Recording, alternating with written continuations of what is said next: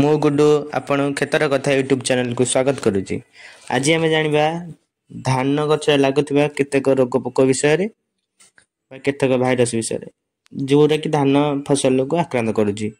ପ୍ରଥମେ 1 ନମ୍ବରରେ ଜାଣିବା ରାଇସ୍ ଥୁଙ୍ଗ୍ରୋ, ଯେଉଁଟାକି ଦୁଇଟି ଭାଇରସ୍ର ମିଶ୍ରଣରେ ଏଇ ରୋଗଟା ହୋଇଥାଏ। ଗୋଟେ ହେଲା ରାଇସ୍ ଥୁଙ୍ଗ୍ରୋ ବିସିଲିଫର୍ମ, ଯେଉଁଟାକି RTBV କୁହାଯାଏ, ଓ ରାଇସ୍ ଥୁଙ୍ଗ୍ରୋ ଗୋଲ୍ ଭାଇରସ୍। ଏଇ ଦୁଇଟି ଯାକ ଭାଇରସ୍ର ମିଶ୍ରଣରେ ସେଇ ରାଇସ୍ ଥୁଙ୍ଗ୍ରୋ ରୋଗଟି ହୋଇଥାଏ। ତାପରେ ଲିପ୍ ବ୍ଲାଇଟ୍ ବା ପତ୍ରପୋଡ଼ା ରୋଗ କାହାକୁ ଧାନରେ ଲାଗିଥାଏ, ସେଇଟା ହେଲା ଧାନ ଫସଲକୁ ଆକ୍ରାନ୍ତ ବହୁତ ପରିମାଣରେ କରିଥାଏ। ଏଇଟା ଗୋଟେ ବହୁତ ଗୁରୁତ୍ୱପୂର୍ଣ୍ଣ ରୋଗ, ଏହାକୁ ଆମେ କହିପାରିବା। 3 ନମ୍ବରରେ ରାଇସ୍ ଷ୍ଟ୍ରିପ୍ ଭାଇରସ୍ ବା ଧାନର ଷ୍ଟ୍ରିପ୍ ଭାଇରସ୍ କୁହାଯାଏ। ସେଇଟା କି ଭୂତାଣୁ ଜନିତ ରୋଗ, ଯାହାକି ଧାନ ଫସଲକୁ ଯଥେଷ୍ଟ ଅମଳ କ୍ଷତି କରିପାରେ। ଏ ବି ବହୁତ ଗୁରୁତ୍ୱପୂର୍ଣ୍ଣ ରୋଗ। ଆପଣ ଏଇ ରୋଗ ଗୁଡ଼ିକୁ ବଞ୍ଚିବା ପାଇଁ ବିଭିନ୍ନ ପ୍ରକାର ଔଷଧ ସ୍ପ୍ରେ କରିପାରିବେ ବା ଲିମ୍ବ ତେଲ ଯଦି ଆମେ ବି ସ୍ପ୍ରେ କରିପାରିବା। ଆଉ ଏଇ ଧାନ ଫସଲରେ ଯଦି ଆପଣଙ୍କର ଏଇ ରୋଗ ଗୁଡ଼ିକ ଲାଗୁଛି, ଆଗୁଆ ସତର୍କ ହୋଇଯାଆନ୍ତୁ, କାହିଁକି ନା ଆମର ଅମଳରେ ବହୁତ ପରିମାଣରେ କ୍ଷତି ପହଞ୍ଚେଇ ଦେବ। ଆଉ ଏଇ ଧାନ ଫସଲରେ ମାନେ ଏଇ ପୋକ ଗୁଡ଼ାକ ନ ଲାଗିବା ପାଇଁ ଉପଚାର କରନ୍ତୁ, କାହିଁକିନା ନହେଲେ ଧାନର ବହୁତ ପରିମାଣରେ କ୍ଷତି ହେବ ଆପଣଙ୍କର। ତାପରେ ଜାଣିବା 4 ନମ୍ବର ପାନିକଲ ବ୍ଲାଷ୍ଟ। ଇଏ ଗୋଟେ ରୋଗ ଯେଉଁଟାକି ପାଇରିକୁଲେରିଆ ଓରାଇଜ୍ କବକ ଦ୍ୱାରା ଧାନ ଫସଲକୁ ପ୍ରଭାବିତ କରିଥାଏ। ଏହା ବି ଏକ ଗୁରୁତ୍ୱପୂର୍ଣ୍ଣ ରୋଗ ବହୁତ ପରିମାଣରେ। ତାପରେ 5 ନମ୍ବର ରୋଗ ବିଷୟରେ ଜାଣିବା, ଯେଉଁଟାକି ରାଇସ୍ ସେଲ୍ ଥ୍ରଟ୍ ବା ଧାନ କୋଷ ପଚିବା। ଇଏ ବି ବହୁତ ବଡ଼ ରୋଗ, ଧାନ ଫସଲ ନଷ୍ଟ କରିଦିଏ ଗଛ ଗୁଡ଼ିକୁ। ଏ ଧାନ ଫସଲକୁ ବହୁତ ପରିମାଣରେ ପ୍ରଭାବିତ କରିଥାଏ। ଏକ ଗମ୍ଭୀର କବକ ରୋଗ, ଯାହା ପ୍ରଭାବରେ ଯଥେଷ୍ଟ ଅମଳ କ୍ଷତି ହୋଇଯାଏ। ଇଏ ବି ବହୁତ ଗୁରୁତ୍ୱପୂର୍ଣ୍ଣ ରୋଗ। ତାପରେ ରାଇସ୍ ବ୍ରାଉନ୍ ସ୍ପଟ୍ ବା ଧାନରେ ହଳଦିଆ ଦାଗ ଦେବା, ଇଏ ବି ଗୋଟେ ରୋଗ ଯେଉଁଟାକି ବାଇପୋଲାରିସ୍ ଓରାଇଜ୍ ଦ୍ୱାରା ଧାନ ଫସଲକୁ ଆକସ୍ମିକ ପ୍ରଭାବ ପକାଏ। ଏଇଟା ଗୋଟେ କବକ ଜାତୀୟ ରୋଗ, ଏ ବହୁତ ଗୁରୁତ୍ୱପୂର୍ଣ୍ଣ ରୋଗ।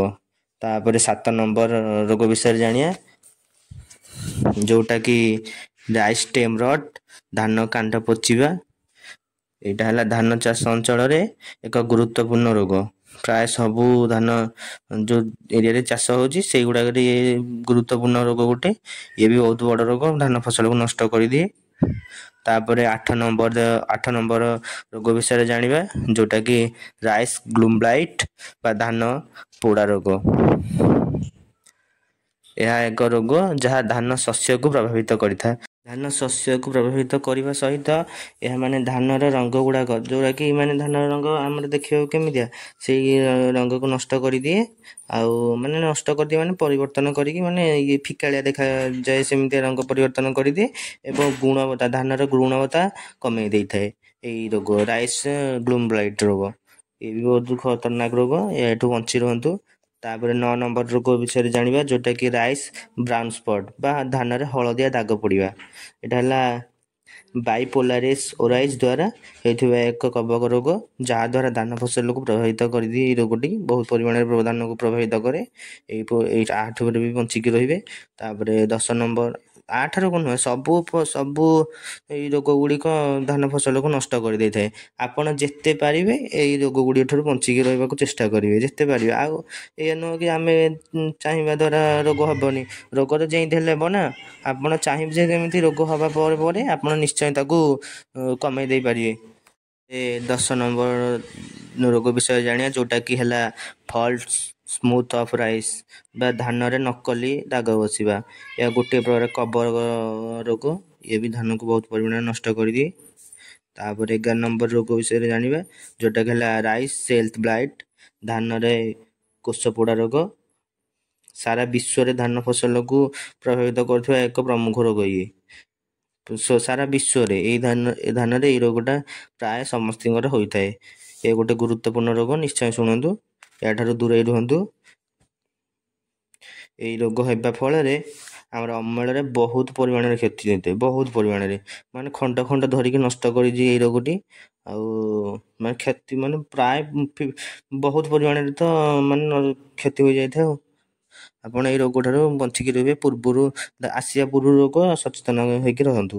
ତାପରେ 12 ନମ୍ବର ରୋଗ ବିଷୟରେ ଜାଣିବା, ଯେଉଁଟାକି ହେଲା ରାଇସ୍ ବ୍ୟାକ୍ଟେରିଆଲ ବ୍ଲାଇଟ୍, ଧାନରେ ଜୀବାଣୁ ଜନିତ ରୋଗ, ଯେଉଁଟାକି ଜନ୍ଥୋମାନାସ୍ ଓରିଜା ପିଭି ବା ଓରିଜା ଜୀବାଣୁ ଦ୍ୱାରା ହେଉଥିବା ଏକ ବିନାଶକାରୀ ରୋଗ।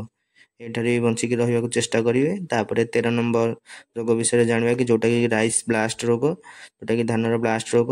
ଏହା ତ ରୋଗ ପୋକ ଦ୍ୱାରା ହୋଇଥାଏ, ଏଠାରୁ ବି ବଞ୍ଚିକି ରୁହନ୍ତୁ। ତାପରେ 14 ନମ୍ବର ରୋଗ ବିଷୟରେ ଜାଣିବା, ଯେଉଁଟାକି ହେଲା ବ୍ୟାକ୍ଟେରିଆଲ ବ୍ଲାଇଟ୍, ଧାନରେ ଜୀବାଣୁ ଜନିତ ରୋଗ। ଏହାଠାରୁ ବି ବଞ୍ଚିକି ରୁହନ୍ତୁ। ତାପରେ 15 ନମ୍ବର ରୋଗ ବିଷୟରେ ଜାଣିବା, ରାଇସ୍ ଟେମ୍ବର, ଧାନ କାଣ୍ଡବିନ୍ଧା ପୋକ। ଆପଣମାନେ ଜାଣିଥିବେ ନିଶ୍ଚୟ, ଇଏ ବି ବହୁତ ଜାଗାରେ ହୋଇଥାଏ। ତାପରେ 16 ନମ୍ବର ରୋଗ ବିଷୟରେ ଜାଣିବା, ଯେଉଁଟାକି ହେଲା ରାଇସ୍ ପ୍ଲାନ୍ଥୋଭର, ମାଟିଆ ଗୁଣ୍ଡି ପୋକ ଯେଉଁଟାକୁ କୁହାଯାଏ। ଏ ବି ବହୁତ ଆମର ଅମଳରେ ପ୍ରଭାବ ପକାଇଥାଏ। ଏଠାରୁ ବି ଦୂରେଇ ରହିବାକୁ ଚେଷ୍ଟା କରନ୍ତୁ। ତାପରେ 17 ନମ୍ବର ରୋଗ ବିଷୟରେ ଜାଣିବା, ଯେଉଁଟାକି ରାଇସ୍ ଲିଫ୍ ରୋଲର ବା ପତ୍ର ମୋଡ଼ା ରୋଗ, ଯେଉଁଟାକି ମାନେ ପୋକ ଗୁଡ଼ିକ ଘର କରିକି ସେଇଠି ପତ୍ରଟାକୁ ମୋଡ଼ି ଦିଅନ୍ତି, ଯେଉଁଟା ଫଳରେ ବି ଆମର ଅମଳର କ୍ଷତି ହୋଇଥାଏ। ଆପଣ ଯଦି ଚାହିଁବେ ଏଇ ରୋଗ ପୋକ ଗୁଡ଼ିକର ଔଷଧ ବା କୀଟନାଶକ କ'ଣ କ'ଣ ପଡ଼ିବ ଆଠାରୁ ଦୂରେଇବା ପାଇଁ, ଆପଣ ଯଦି କମେଣ୍ଟ କରିବେ ତାହେଲେ ମୁଁ ଆପଣଙ୍କ ଗୋଟେ ଭିଡ଼ିଓ ଆଣିପାରିବି। ଆପଣ ଯଦି ଚାହୁଁଛନ୍ତି, ଆଉ ଯଦି କେଉଁ ସମୟରେ କେଉଁ ସାର ପିଡ଼ିଆ ପଡ଼ିବ, କେତେ ପରିମାଣରେ ପଡ଼ିବ, କେମିତି ପଡ଼ିବ, ତଳିଘେରା କେମିତି ପ୍ରସ୍ତୁତ କରିବେ ଜାଣିବାକୁ ଚାହୁଁ କମେଣ୍ଟ କରନ୍ତୁ। ଆଉ ଏମିତି ନୂଆ ନୂଆ ଭିଡ଼ିଓ ଦେଖିବା ପାଇଁ ମୋ ଚ୍ୟାନେଲ୍ ସହିତ ଯୋଡ଼ି ରୁହନ୍ତୁ, ସବସ୍କ୍ରାଇବ୍ କରନ୍ତୁ। ଆଉ ରହୁଛି, ନମସ୍କାର, ଧନ୍ୟବାଦ।